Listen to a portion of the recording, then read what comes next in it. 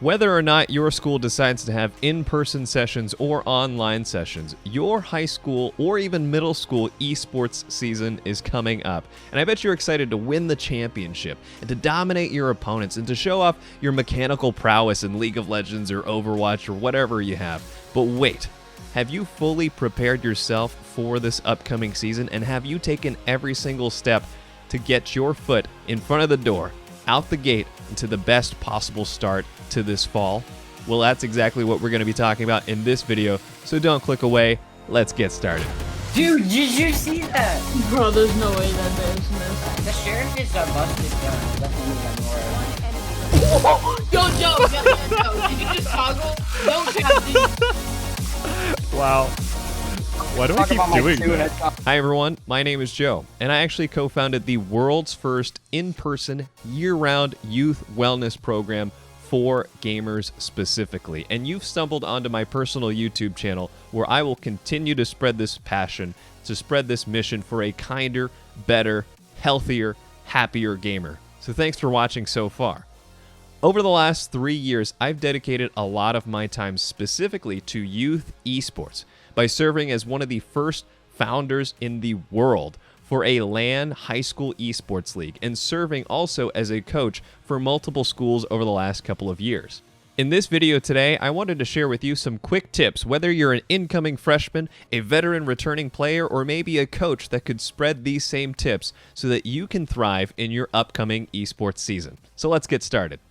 The first tip I have for you might be a no-brainer, but it is to practice the game in which you're about to compete in. And I know you guys are probably saying, well, duh, I play this game every single day. But let me ask you this. Are you truly practicing as if you're in a team environment? Let's take, for instance, League of Legends, one of the most popular esports out in the planet right now. In League, you actually have two separate queues to follow, one being solo and duo queue, and the other one being a flex 5 or even clash tournament mode for you to participate in. I can't stress enough how important it is to stack yourself with teammates that you will either be playing with or friends that you currently play with, rather than practicing just the solo queue ladder.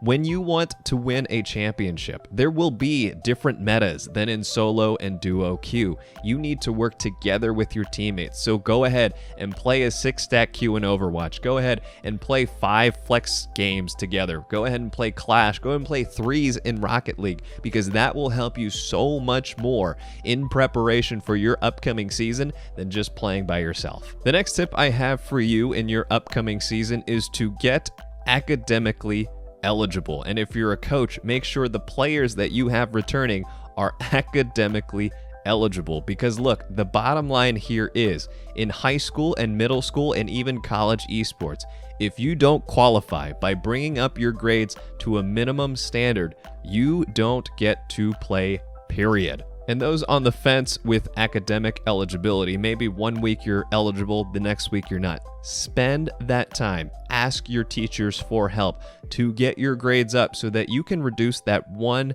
more thing, that stress factor into your week in and week out. Get yourselves up higher above that minimum standard, and you're going to feel so much better. You're going to reduce so much stress and anxiety on your end so that you can just focus on playing. Remember, if you are struggling academically, you will not get to play. And at the same time, your teachers are here for you to help you improve your grades. Make sure you spend the time to get to know your teachers and you ask for their help authentically. And after you've received help, be grateful for that help. Don't just say, I'm just here to play video games, get my grades up, sir. No, you need to actually authentically approach your teacher. Say, I am struggling in this. I would really like to improve myself in this subject. Please, teacher, will you help me out? And of course, if you have great teachers, which most of them are, they will definitely spend that extra time with you to help you out, because they'll see how much you care about your grades now that you're on an esports team.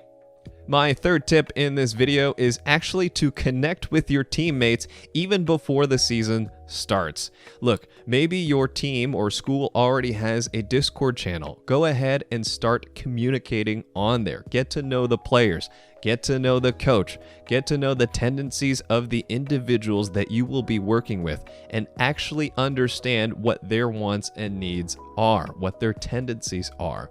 To know your teammates is actually a huge advantage. Suddenly, you have somebody that you can reliably play off of based on their habits and skills. And at the same time, you can share your own tendencies, habits, needs, and emotions with your teammates so that you guys can better gel together when things get intense. When it comes to team-based games such as Valorant, League of Legends, and Overwatch, trusting your communications and the teammates around you is one of the most vital things to practice, especially once you hit the higher caliber players, the higher caliber teams when you're playing for national championships. Ultimately, even after the esports season is over, in my last 3 years, I've seen students connect and form friendships that last way beyond high school simply because they took the time and effort not just to focus on themselves, but to focus and give attention and support and friendship to the teammates around them. So trust me on this, it's gonna pay off. Hi Ellie, what you doing? Come here. Well, here we go. This is it now. Why are you doing this? Please. I'm recording a YouTube video. Okay. Well, that's where you're gonna stay. By the way, if you are enjoying this video so far, please be sure to leave a like on our video because it actually boosts the stats and the chances that other gamers, educators, and parents like you may find this content, which I spend so much time planning, scripting, and preparing, recording, and editing just for you. Anyway, let's go back to the video. The fourth tip that I have for you is speaking truly from the heart of being a coach and a former commissioner of an esports league, which is to read the player coaches league handbook. In this handbook, you will find so many rules that hopefully one day you won't even have to encounter, such as what if the enemy team doesn't show up? Or things like, am I allowed to collect Twitch revenue or advertisement money on behalf of my student organization? There are so many weird complications, nuances, and problems that you might stumble across as you go through this entire season. So, boys, girls, whoever you are, spend that time to read the thing that the esports commissioner, that the coaches organization has come up for you, because you're going to find out a lot of things within that handbook that you can both take advantage of and knowledge that you can pull out when those situations arise and you're like, no, we're chill because I read the handbook and I know exactly how this plays out. The last tip that I have for you in this video for you to prepare yourself before your esports season begins is to identify a personal goal for yourself that is not winning. I cannot stress this enough. You are just one person on your team. And if all of the players are firing from all cylinders, they're jazzed, they're good, they're skilled, they're willing to improve, then maybe, just maybe, you could win a district and national championship. But there can only be one winner and hundreds, if not thousands at this point, esports teams across America. So you can't possibly tell me that thousands of teams will have gained nothing through this upcoming season if they don't win their district championship. Set expectations for yourself. Be very objective about where you started before the season begins, and be very clear and defined about what your goals are and what you want to achieve by the end of the season. Maybe you want to rank up for yourself in your flex queue, or maybe you want to improve a specific statistic. Maybe it's something like meeting more people on your team that you can become friends with.